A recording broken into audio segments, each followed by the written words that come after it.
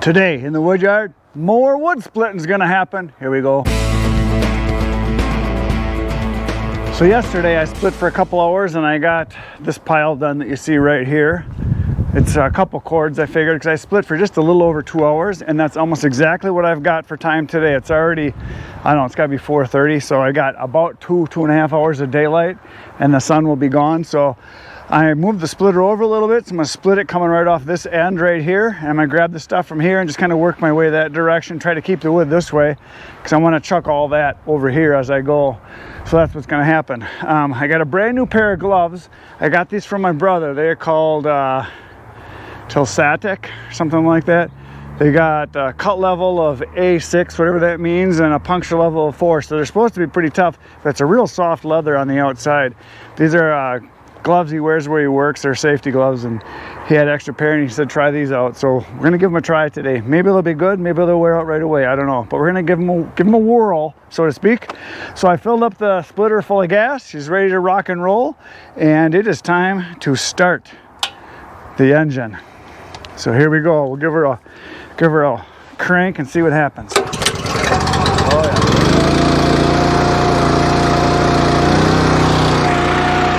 She's rock and rolling. Splitting time.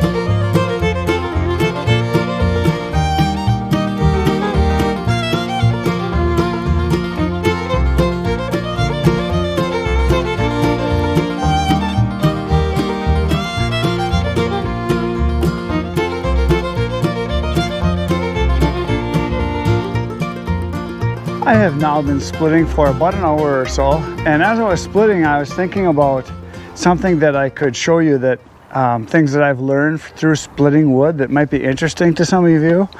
For those of you that split a lot of wood, this isn't going to be anything new for you, but for those of you that don't do a lot of wood, there are things that happen when you're splitting that you kind of learn techniques on how to place the wood, how to turn it, how to lift it, all the little things to make your splits go the size you want and go faster, or to avoid problem pieces of wood. So I separated out some pieces here as I was going. So now this piece right here is probably, I don't know, about 7 to 8 inches or so, which is, like, to me, it's the ideal size piece because it'll go through the 4-way and it'll make 4 perfect size pieces. This one right here is undersized, so it's going to basically go right underneath the splitter on the wedge there on the bottom. So this will just split into 2 pieces. So those are pretty easy ones, and those work really nice.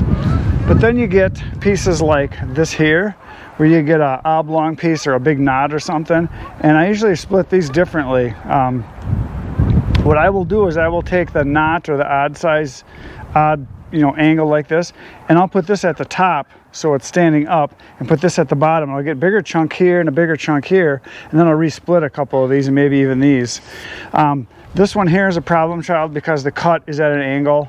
I don't know if you can see that, but what I do for these is the other side is flat, and I will put the flat side against the push plate, and then the excuse me, the angled side into the wedge so it can bite right away. Because if you put this on the push plate, it'll pop out on you quite often because it's got just that point there, and it'll pop out because there's really not a good contact for it.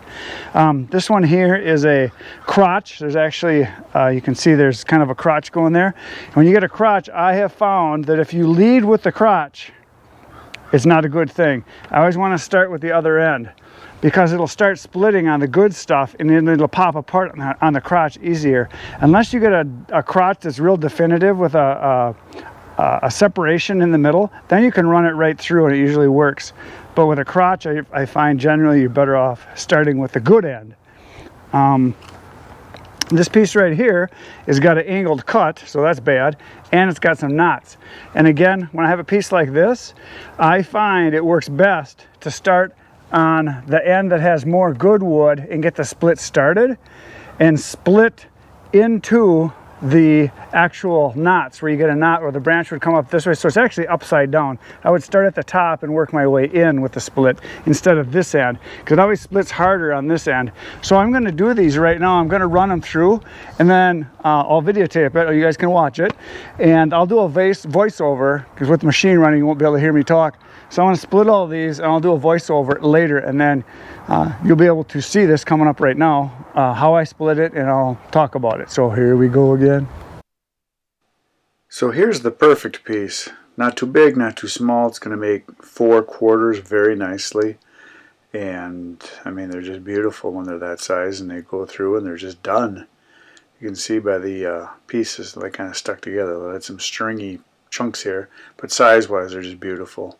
Real easy to pick up with one hand, 2-3 inches across. It'll dry great, burn great. Here's a small boy, and that's a tiny one. It's going to go underneath there just fine, no problem. Oh, had a little bit of overflow there, but still 2 pieces just fine. Here's one that's got the crooked end. You can see the crooked end is what I'm going to put through the wedge first, so that it digs in, and the flat end is going to go against the plate, and that way it'll push really nicely. So if you get that any kind of a pointed end, put that into your wedge first with your flat edge against your plate, and it'll go through real nice that way. Again, they're a nice size piece though. Give it one more split just to bring them down a little bit. Again, remember, I'm splitting stuff for fireplaces, and people don't want big huge pieces, and I want it to dry fast, so I split them down so that they're easily picked up with one hand. Here's that odd size one with the fin or whatever that is growing on it there.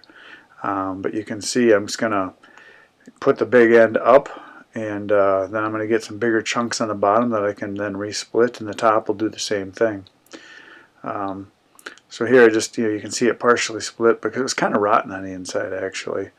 And when I get these pieces that stick together, instead of fighting it, trying to pull it apart, I just stick it in there and run it through. And then I stand it up on end like you just saw there. And there I got a bunch of different pieces out of that then, so you can see. and yeah, more stringiness. So then I'm going to take the other part of that and I'm going to stand it up, I think is what I do here if I remember right. Yeah, so you can see it's a big long fat edge. I stand it up right in the groove like that, and that way I should be able to get 3-4 chunks out of the bottom one, and then turn it over and then run it through again the same way, so that I can shrink it down and use the 4-way wedge as much as possible. So there I got 4 pieces out of that last piece of it that I ran through there too. Let's see who's next. I kind of forgot what order I did this in. Oh, next we got the crotch. So there's the crotch, and it's going wide there, and so that'll be hard to get through with the 4-way especially. A single wedge is no problem. So what I'm going to do is I'm going to stick the flat, small, good edge in, which is the bottom of the tree. I'm going to stick that in first. Oh, and again, it's a problem here because you got a kind of a crooked end there, so you got to kind of get the point hooked onto your plate to get it to go. And I'm going to split these down just a little bit farther here. And again, turning them on edge makes it a little easier. And again, sometimes you get those pieces that are odd like that, especially if you're dealing with trees with lots of branches and crotches, like this one. They just don't split as good, and it's just the way it is. There's nothing you can do about it other than using a blade, a saw blade, to cut it, to rip it down. Here's another one that's got a fork there, another one I found in the pile I grabbed. But I'm going to put the good end in first and have the branch part go last there, so it kind of should just split it in half. When you do these, obviously you can see it goes through pretty hard. There you go, you get your 2 halves. A single wedge would work really good. That's the bad thing about a 4-way or multiple wedge, is that you get the knots, and like this one, the actual crotch there that's been cut out, they go through pretty darn hard sometimes. So sometimes you're better off throwing those to the side using a single wedge, or just run it through at a different angle so that you're not ramming it right into the whole crotch thing. You can see this one had a hard time going through too, but it pushed it through and I ended up getting the pieces. But see, I kind of shredded it. I mean, that happens. No big deal. It's just the way it is. It doesn't matter. Some wood is not pretty, but all wood burns. It popped apart really good right there. And let's see what's next here. Oh, I got a couple cookies I pulled out. So the small chunks, I split these. I don't split them into quarters. I try to get them to be just halves. Like I stop like right there, and then I'll pop it apart and I just throw it over into the pile there. So I try to keep those just in halves so that they're not super tiny. Like there, I just give it a little pop like that, and there you go. And that way now you've got 2 little halves. So there you go. So as you just saw, that's kind of what happens. Sometimes they work great, and they'll go through and 4 quarters will come out, or 2 halves, and they're perfect. Sometimes you get those knotty ones like these here where there's crotches and stuff, and you get stuff, where it doesn't go just right. What I have found is sometimes when you get a piece that you're struggling with, you're better off just throwing it into the pile and leaving it be a little bit bigger, especially if there's a lot of knots, because sometimes if you try to, if it's a bigger chunk and you want to get it down a little bit smaller, all you end up doing is just busting it all up and you get pieces and crap, so it's no good. So anyway, there you go. Hopefully that helped some of you. It's kind of interesting to see, and as I'm splitting, I'm always analyzing, is it better to put it this way or the other way? Should I roll it? Should I, have it so I just take a piece off of it, or should I take it right in half? Sometimes I'll run it so that I try to have it off to one side, so I'm not splitting it in 4s, because I know there's a big knot and I don't want it to go through. And when I have really knotty stuff or really tough wood to split, like elm or cottonwood, I put my single wedge in because it goes through really well with the single wedge. A 4-way, it can struggle on the really big ones or the really knotty ones. So there we go. Now we're getting back to splitting fast. Here we go again.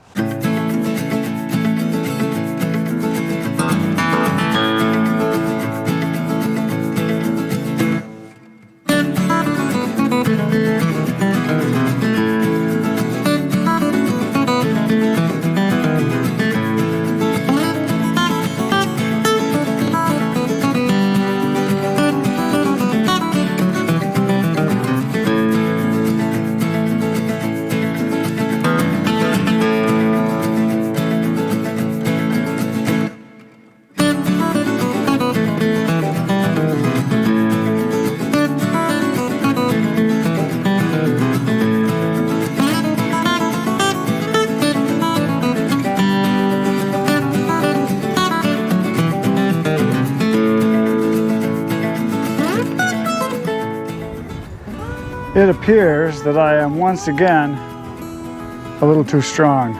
Last time this broke, Dave was with me splitting and it broke off on him. But I do hit this lever really hard, and this is just a threaded piece of bolt that I had in here that I made a handle out of. And I broke it again. So I guess my splitting for tonight is done. So I'm gonna run to the hardware store and pick one of these up on my way home. This is just a piece of PVC I have wrapped with tape to make the handle more ergonomic. And I broke the bolt off again right there. So I think what I'm gonna do now is I'm going to get instead of just a regular bolt, I'm gonna get one that's a higher grade of steel, something a little bit stronger for my brute strength, since I can break bolts with my bare hands. But it's just because of repetition. I'm sure just going back and forth all the time. That's the break point right there, right at the tip. That's where it broke again. So that's it for today. Thanks for watching. Please hit the buttons, hit the like, the subscribe, the share, do all that good stuff. And tomorrow, I'm gonna be out here again. I don't know what I'm gonna do tomorrow. Maybe I'll split the rest of that tomorrow, and then maybe we'll do some cutting. Or maybe we'll do some stacking. You should come back and find out tomorrow. It'll be fun. Between now and tomorrow, get outside, do some cutting, split some wood, go out in the woods, make yourself useful, and good night, Irene.